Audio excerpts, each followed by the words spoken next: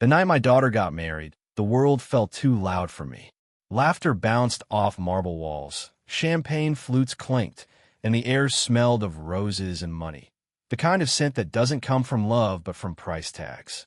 I sat at the far end of the hall, watching her dance in her white gown, the same girl I once carried on my shoulders through grocery aisles when I couldn't afford a car.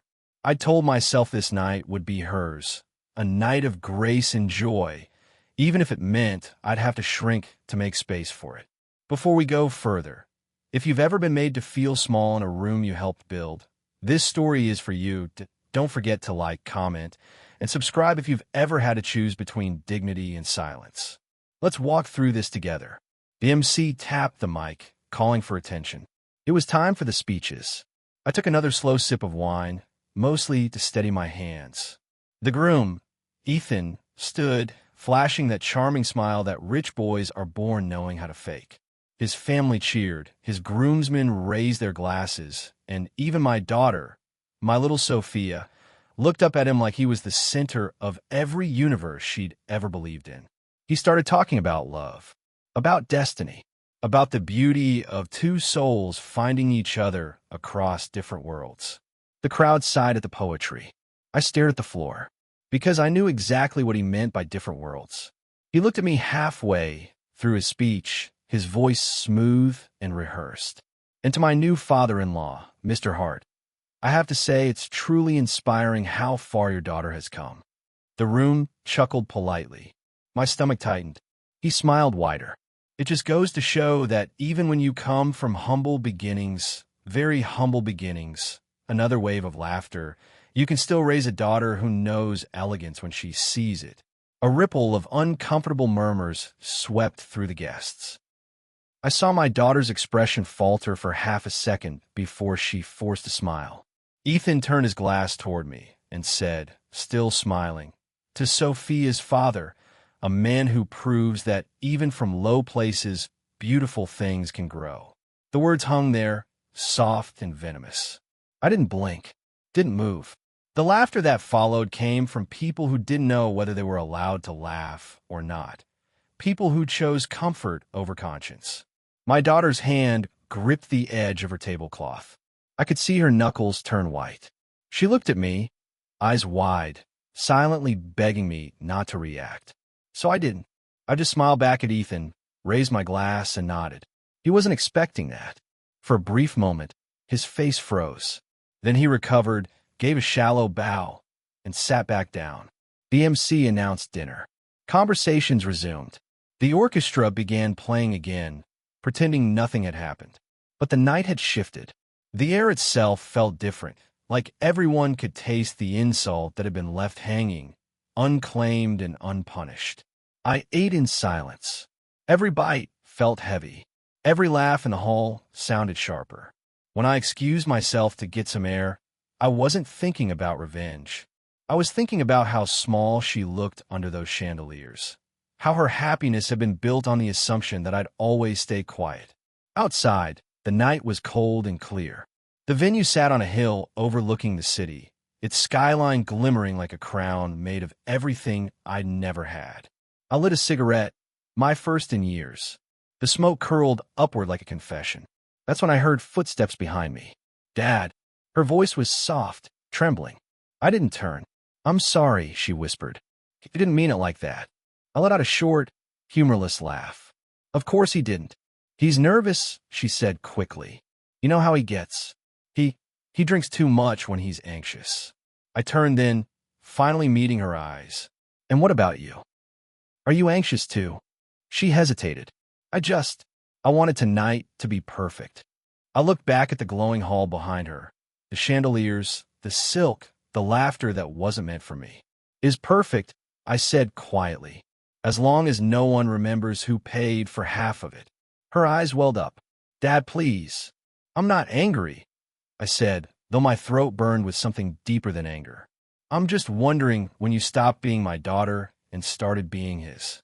She flinched. "That's not fair." "No," I said. "Fair is what people like him get to define." She looked away, tears falling now. "Please don't ruin this night." I wanted to tell her it had already been ruined, not by me, but by the man she was marrying. I wanted to tell her that love shouldn't require you to apologize for where you came from. But she was trembling, and I realized there was nothing left to say. So I put out my cigarette, straightened my jacket, and said, "You should go back inside." "Will you?" she asked. I smiled faintly. "Not yet."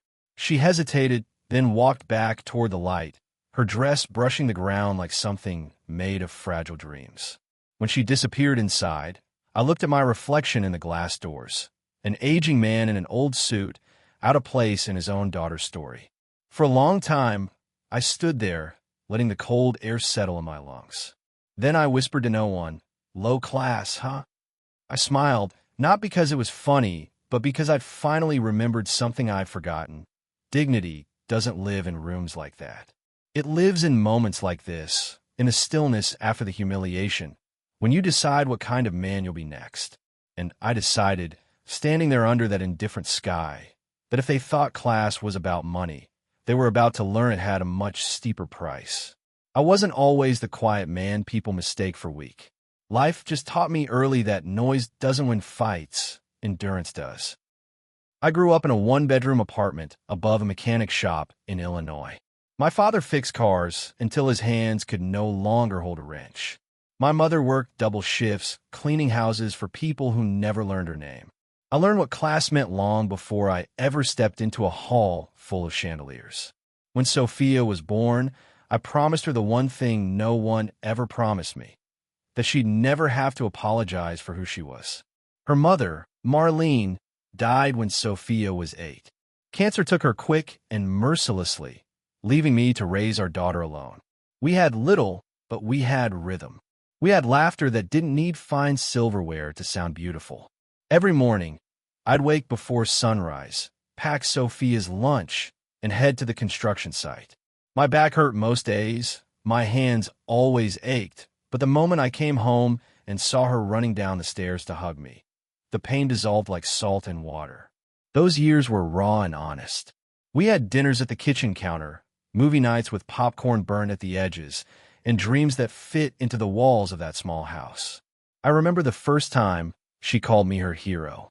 She was 10. Her school held a career day. Kids talked about doctors, lawyers, pilots. Sophia stood there with her pigtails and said, "My dad builds buildings. Big ones. He makes the world stand." The teacher smiled awkwardly, but I didn't care. My girl saw something noble in me when no one else did. But kids grow, and the world has a way of sanding down the parts of them that love without calculation. It started small, birthday invitations to homes that smelled like imported candles and marble floors. The first time I dropped her off at a friend's place, she looked embarrassed by the truck I drove. I told myself it was just teenage pride, a phase. When she was 16, she got a scholarship to a private school. I was proud enough to ignore how, over time, she stopped inviting her friends to our house. At her high school graduation, she wore a red gown and hugged her classmates first before she finally found me in the crowd. She looked radiant, like she was halfway between the world she came from and the one she wanted to join. When I held her that day, I felt the distance, not in miles but in perception. Then came college. She got into an Ivy League school, one I could barely pronounce, much less afford. I worked extra shifts, sold the old truck, and cashed the little insurance policy Marlene left behind. Every bill hurt, but every phone call from her made it worth it, until they didn't come as often. By her second year, she started calling less. By her third, she'd stopped altogether unless she needed something wired. When I finally visited her campus unannounced, just to surprise her, I found her walking with friends who spoke in tones that made me feel like an exhibit. They looked at me the way you look at someone who's wandered into the wrong neighborhood. I remember her introducing me, voice tight with politeness. "This is my dad," she said. "He, runs a building company." I didn't correct her. "Runs a company" sounded better than "lays the bricks." We had lunch. She was distant but kind. I told her how proud I was. She smiled, but her eyes flickered with something like guilt. When the bill came, she reached for it, not out of courtesy, but pity. I let her pay. Sometimes dignity means choosing the smaller wound. The last time she came home before the wedding, she brought Ethan with her. I'll never forget the first thing he said when he stepped in my house. "Cozy," he'd said, glancing around the small living room. Very nostalgic. He was polite about it, but not kind. His handshake was firm, but limp in meaning, a gesture learned from people who never had to prove themselves. Over dinner, he complimented Sophia for her humility, as if it were a party trick. I remember thinking he'd never held a day of hard work in his hands. His nails were too clean, his laughter too measured. But Sophia was glowing beside him, and I told myself that if he loved her, really loved her, that was enough. I told him I was proud of them. I told him I'd help however I could with the wedding. He smiled and said, "Oh, Mr. Hart, you've already done enough. Sophia told me you've worked so hard to give her this life." It was meant as praise, but it felt like an obituary. Still, I gave. I gave more than I should have. Every paycheck, every savings bond, every penny that should have gone into my retirement, it all went into her wedding. I told myself that maybe if I poured everything into this day, she'd finally see what love looks like when it doesn't come dressed in luxury. The months leading up to the wedding were a blur of invoices and quiet humiliation. The planner never called me directly. The invitations listed my name small, tucked under Mother of the Bride, even though Marlene was gone. Ethan's family was footing the other half of the bill, and they made sure everyone knew it. One afternoon, I overheard one of Ethan's relatives say, "It's sweet that her dad's contributing. It must mean a lot for him to feel involved."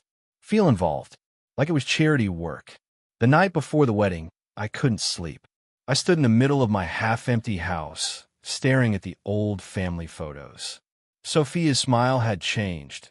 Wider, brighter, but thinner somehow, like a photograph overexposed by flash. I whispered to her picture, "I hope he never makes you apologize for where you came from." But deep down, I knew he already had. The next morning, I put on the only suit I owned. It was dark gray, pressed at home. The cuffs were slightly frayed. I stood in front of the mirror, tightening my tie. It wasn't expensive, but it was clean, honest. When I walked into that ballroom later, I told myself I could endure any insult as long as she was happy. And for a while, I believed that. Right up until the moment Ethan raised his glass, smiled at the crowd, and reminded me that to him, I'd never be anything more than the man who couldn't afford the wine he was toasting with. That was before the toast broke me, before I decided that some lessons can't be spoken. They have to be shown. There's a moment, somewhere between love and pride, where you start realizing the people you raise no longer see you as you see yourself. It doesn't happen in an argument or in a single conversation. It happens in small pauses, a silence at dinner when you tell a story, a tight smile when you mispronounce something in front of their friends, a glance that says, "You wouldn't understand." That's how it was with Sophia. The drift wasn't dramatic. It was elegant, the same way distance can be dressed up to look like growth. After she and Ethan got engaged, everything about her changed in subtle, painful ways. Her voice softened when she spoke to him, but hardened when she spoke to me. Her laughter became quieter around me, like she was afraid I'd break it. She started saying words like aesthetic and heritage, words that didn't belong in our old vocabulary of simplicity and survival. The first time I noticed it, she came home with Ethan for a weekend dinner. I'd made her favorite meal, roast chicken with potatoes, the same way I used to when she was a kid. But when I served it, she smiled awkwardly and said, "Oh, Dad, Ethan doesn't really eat that much red meat." "It's chicken," I said, half laughing. "Right?" she said, still smiling, still uncomfortable. "But, he's kind of trying to eat cleaner." I looked at Ethan, and he nodded, apologetic but smug. "Yeah, I'm on a high-protein, low-carb thing. But this looks great, Mr. Hart." He didn't take a bite. Sophia picked at her food, pretending to enjoy it. I tried to tell her about work, a new housing project my crew had started. She nodded politely, but her attention drifted whenever Ethan spoke, which was often. After dinner, she helped clean up, but didn't hum like she used to. I watched her move around the kitchen she'd grown up in, and I realized she was handling everything as though it belonged to someone else. Cautious, detached. When they left that night, she hugged me quickly and said, "Dad, can we maybe use a catering company for the rehearsal dinner? Just to keep things consistent." Consistent. The word sat heavy in my chest. I didn't argue. I told her whatever made her happy. That's what parents are supposed to say, right? Whatever makes you happy. Even when happiness starts to sound like translation for whatever makes you less like me. In the months that followed, I saw her less and less. The wedding planning was crazy, she said. Whenever we talked, she sounded busy, distracted, like her life had become a movie she didn't want me in the credits for. The next time I saw her in person, she was in a dress shop. She'd invited me to see her try on her gown. A peace offering, I thought. When I walked in, she was standing on a platform surrounded by mirrors, her reflection multiplying endlessly. The dress was stunning, lace, ivory, hand-beaded. She looked ethereal. My breath caught. For a moment, I forgot about Ethan, about the distance. I just saw my little girl, grown, glowing, fragile. "Dad," she said, smiling. "What do you think?" I swallowed hard. "You look like your mother." Her eyes softened, but before she could answer, Ethan's mother, Mrs. Lawrence, stepped forward, holding a flute of champagne. "Oh, isn't it lovely?" I told Sophia that simplicity suits her best. Not too extravagant. We wouldn't want to overdo things. Her smile was polite, but her tone carried 1,000 little judgments. "She's perfect as she is," I said. "Yes," she replied, "but perfection still needs refinement." Sophia glanced at me nervously, then at her soon-to-be mother-in-law. "Mom, please," she said. "Don't start." Mrs. Lawrence waved her hand dismissively. "I'm just saying, dear, everyone's eyes will be on us. This wedding is a reflection of family, after all." That word, family, stuck in my throat. I wasn't sure which family she was referring to. I excused myself soon after. Sophia followed me outside, guilt written all over her face. "Dad, she didn't mean it like that," she said. "She did," I replied softly. "And that's fine. People like her always mean it. She just wants things to look good." "They already do," I said, looking at her. "You look good. You sound good. You fit perfectly in their world." She looked away. "Dad, don't do this." "I'm not doing anything," I said. "I just hope you remember that you're not made of marble, Sophia. You're made of heart. Don't let them polish that away." She didn't answer. Weeks later, she invited me to a dinner at Ethan's parents' estate, her way of bringing the families together. The house looked like something from a magazine. A long driveway lined with trimmed hedges, chandeliers visible from the outside, the kind of place that announces itself before you even reach the door. Inside, everything smelled expensive. Ethan's father, a tall man with the posture of a judge, greeted me with a smile too tight to be sincere. "Ah, Mr. Hart," he said. "So good of you to come. Sophia tells us you're in construction." "Yes," I said. "Been at it most of my life." He nodded, scanning my clothes, my simple blazer, my calloused hands. "Honest work. Hard work. Best kind," I said. He smiled, that thin corporate smile people wear when they're done pretending to care.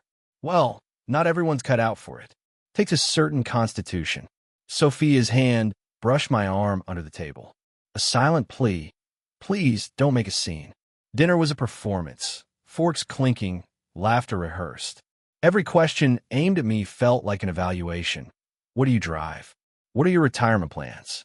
How do you know so much about property values? It wasn't curiosity. It was measurement. Halfway through dessert, Ethan's father said, "You must be proud. Not every man gets to see his daughter rise above her circumstances." I smiled thinly. "Circumstances don't define you, sir. Choices do." He lifted his wine glass. "Well said. And that's why we're so happy she's chosen to join our family." Join, not merge, not unite. Join, like a new employee at a hire firm.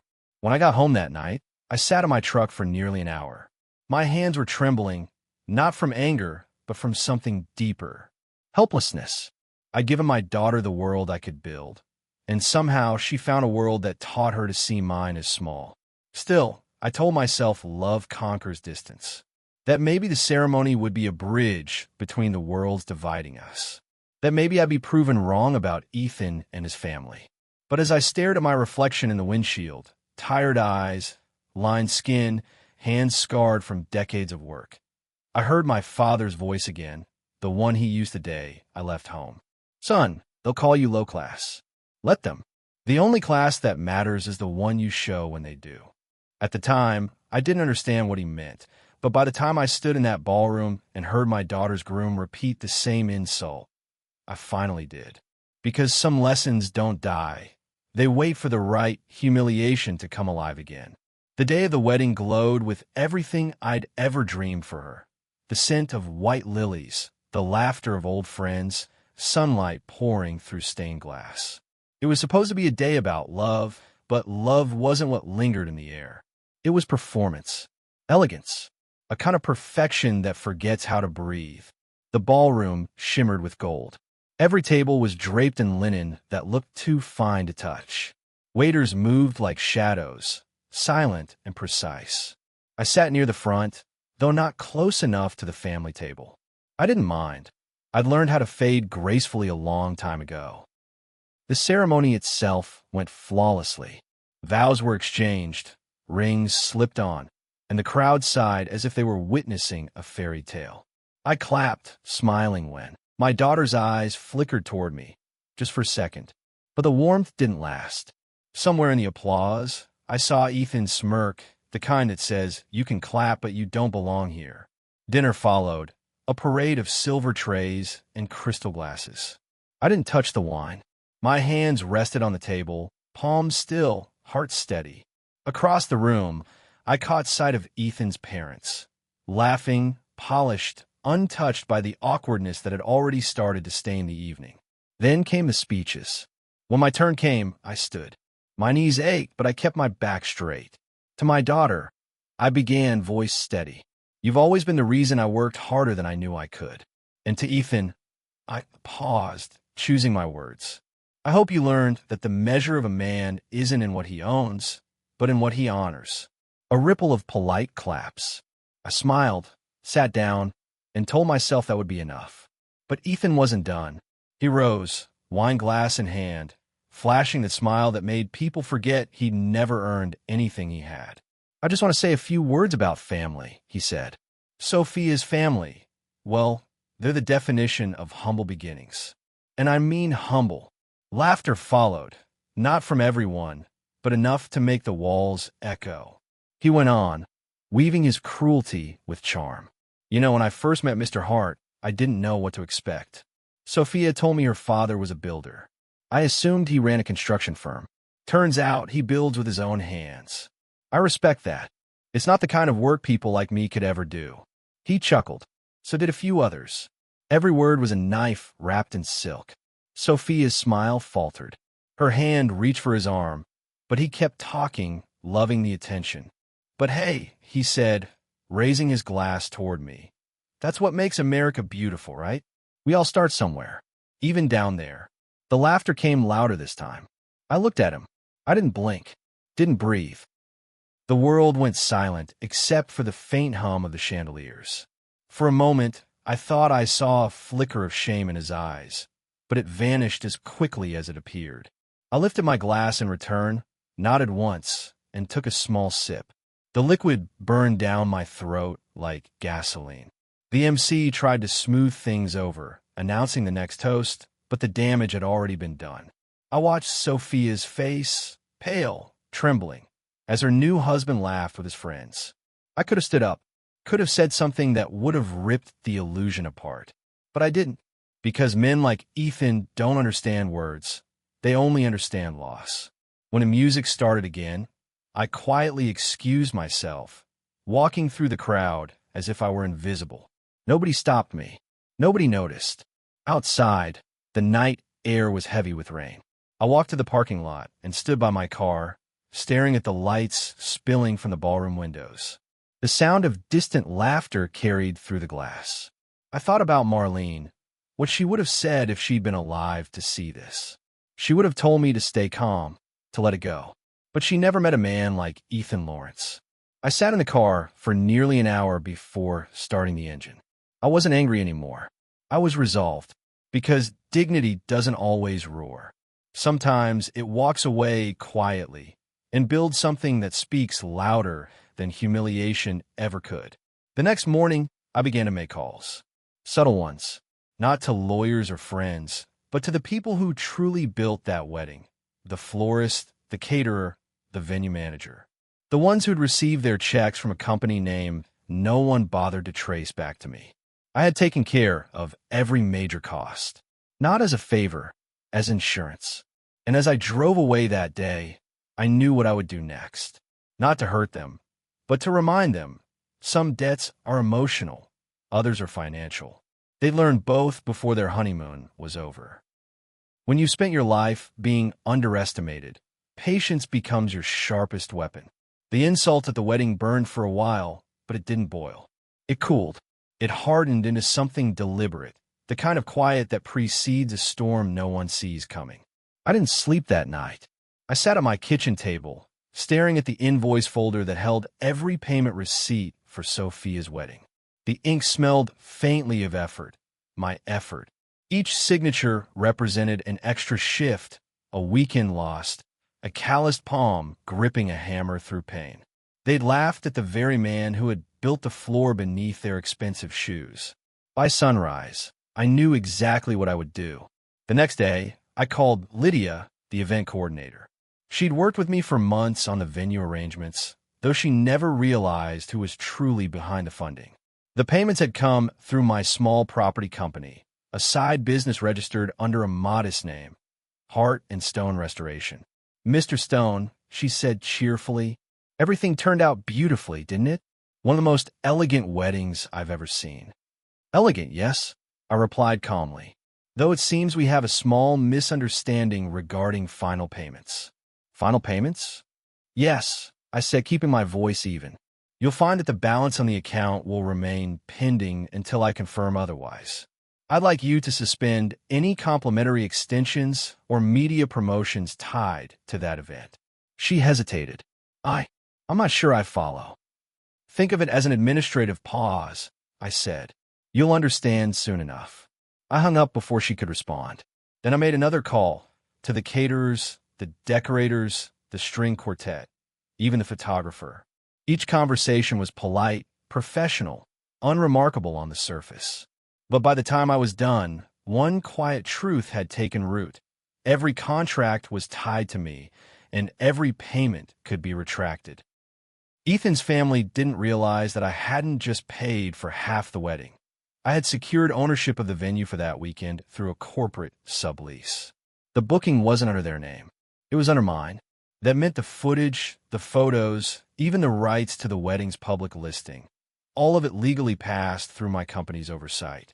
They didn't know it yet, but they'd soon find out that money doesn't guarantee control when you're standing on someone else's foundation.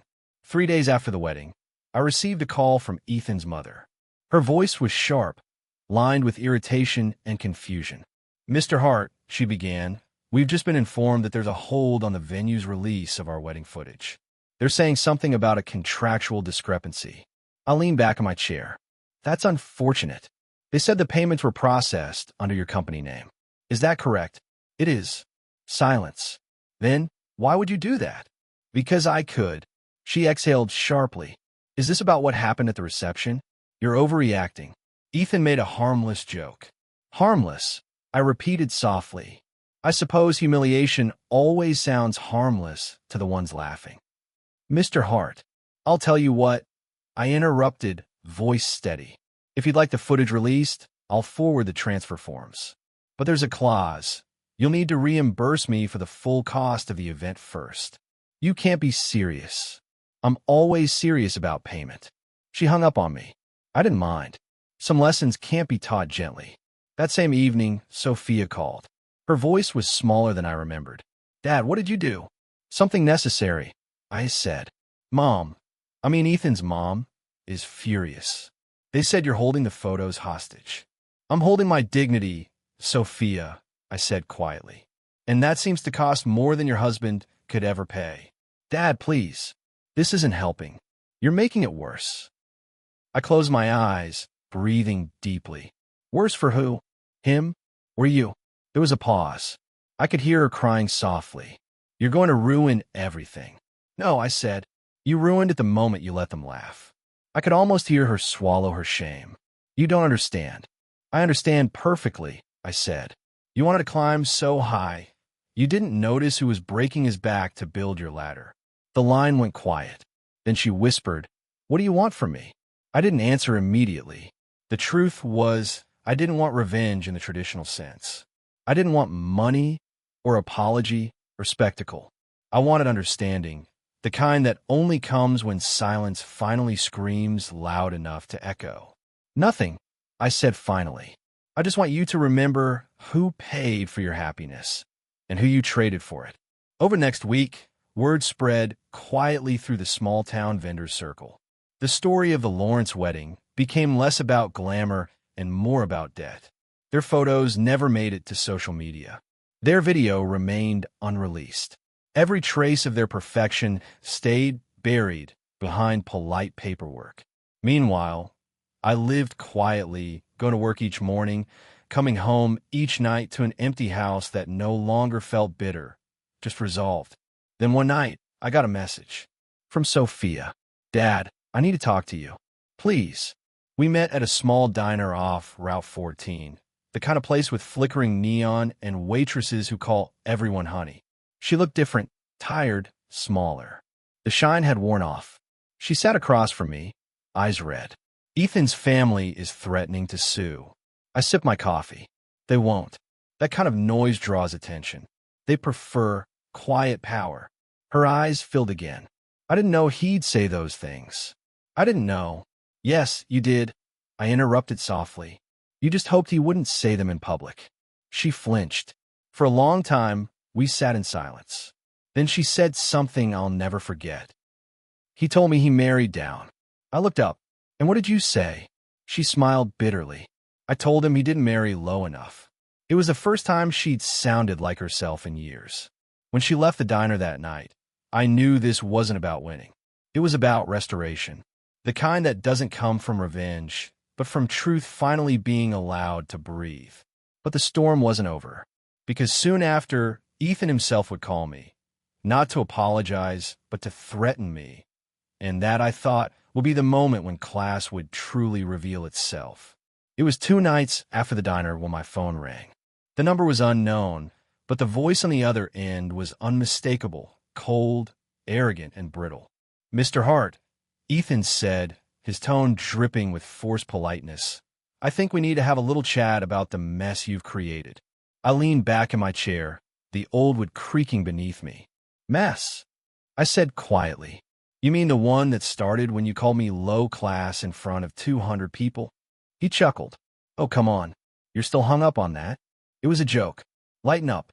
You embarrassed yourself more by storming out than anything I said." I didn't reply. Silence can cut deeper than words when wielded right. He continued, "My parents are furious. You've put us in an impossible position. The venue's refusing to release footage. The vendors are backing out of future collaborations, and the media deals we had lined up through my father's company are frozen. You're sabotaging us." "I'm teaching you," I said simply. Ethan laughed again, but there was strain in it now. "You think you can teach me? You're just some." He stopped himself.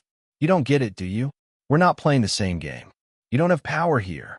I had enough to build your wedding," I said, "and enough to unbuild it." His tone sharpened. "You've made your point. You want money? Fine. Tell me the amount, and I'll make this go away." That was when I smiled, the kind of smile that doesn't reach the eyes. "You still don't understand, do you? You can't buy back respect. You can't swipe your card and undo humiliation. Then what do you want?" "I want you to live with what you've lost," I said. "The day you mocked me, you didn't just expose who I was. You exposed who you were. And no matter how much money your family hides behind, people remember men like that." He exhaled sharply. "You think this little stunt makes you noble? You've turned my wife against me. You've embarrassed us both. You'll regret this, Mr. Hart. My father knows people." "I'm sure he does," I interrupted. "But I know workers, contractors, vendors, journalists. Every brick your father's built his reputation on sits on the shoulders of people like me. Maybe it's time they remember that." For a moment, he didn't speak. Then, quieter, "You're pathetic." "Maybe," I said, "but I sleep better than you do." He hung up. I sat in the dark for a while, the hum of the refrigerator the only sound in the room. I wasn't proud of what I'd done. It didn't feel like victory. It felt like silence after thunder, the world still trembling, unsure if the storm had truly passed. 2 days later, Sophia showed up at my house unannounced. She didn't knock. She just stood in the doorway like she used to when she was little, waiting for me to invite her in. Her eyes were swollen. "Can we talk?" she asked. I nodded and motioned toward the couch. She sat, hands folded in her lap. For a long time, neither of us spoke. Finally, she said, "I left him." The words landed like a stone in still water. She looked down at her hands. "After you left the wedding, he laughed about it. So I should be grateful he was marrying into my family at all. I thought I could change him. I thought love was enough." "It usually is," I said softly, "until it meets pride." She nodded slowly. "He said I was weak, that I'd inherited your small-town mindset." I smiled faintly. "I've been called worse." Her eyes filled. "You were right about him, Dad. You were right about everything." I leaned forward, elbows on my knees. "Sophia, I wasn't trying to ruin your marriage. I just couldn't stand by while you forgot where you came from. I built a life for you with my hands, and I didn't want you marrying someone who'd make you ashamed of that." She reached across the table and took my hand. "I was never ashamed of you. I was ashamed of how small I let myself become trying to please him." We sat there in silence, our hands resting together on the scarred coffee table that had seen every chapter of our lives.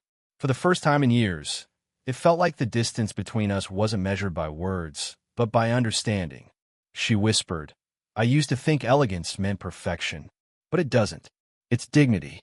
It's what you have, what he never will." Her words hit deeper than any apology could. That night, after she left, I went out to the porch with an old bottle of whiskey. The sky was clear, the kind of quiet you only hear after life finally exhales. I thought about Marlene, about all the things I promised her, to raise Sophia right, to give her a better life than we had.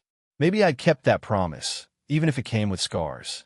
The next morning, I sent an email to Lydia, the event coordinator. I authorized the release of all wedding materials.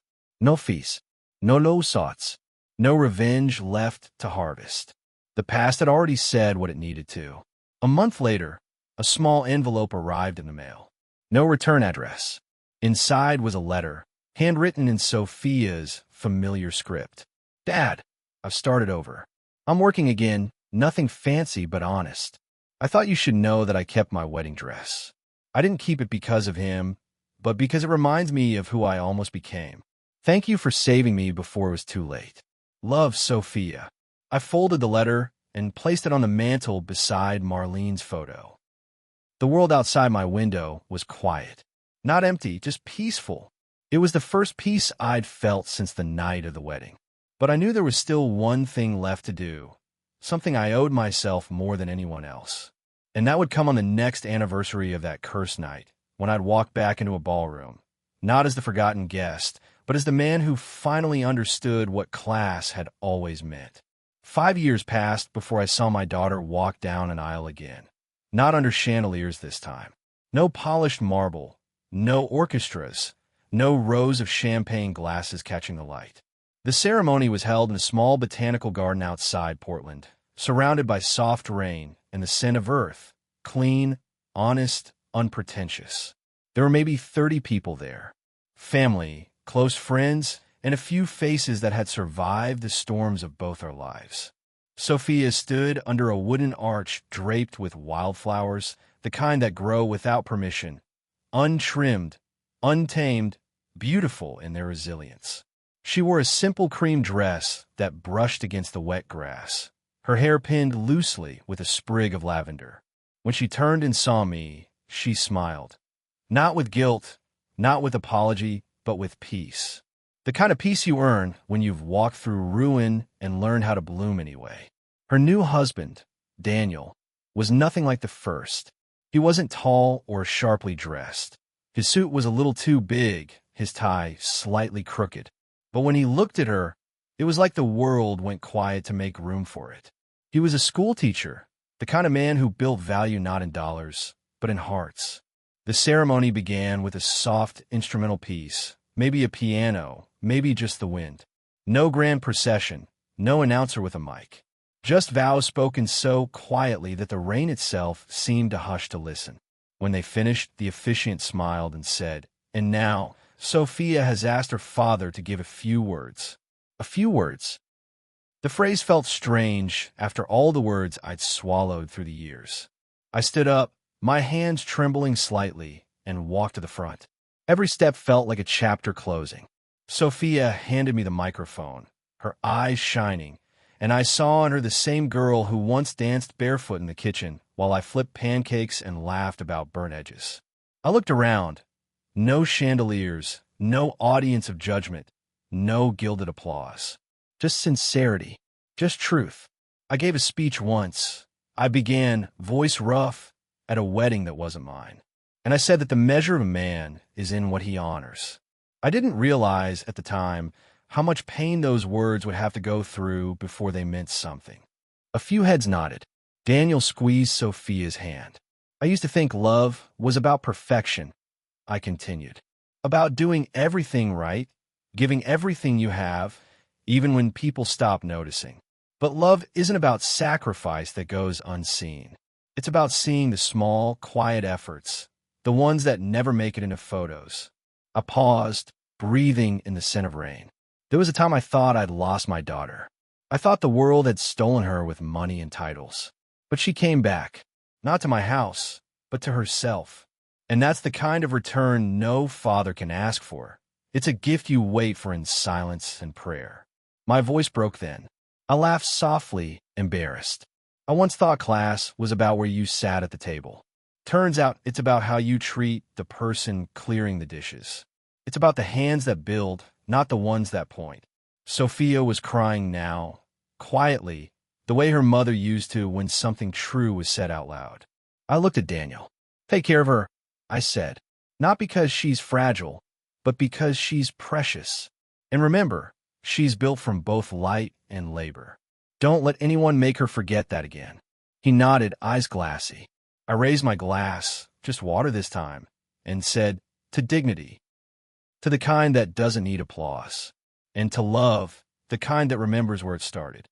The guests clapped softly, not because they were supposed to, but because they felt it.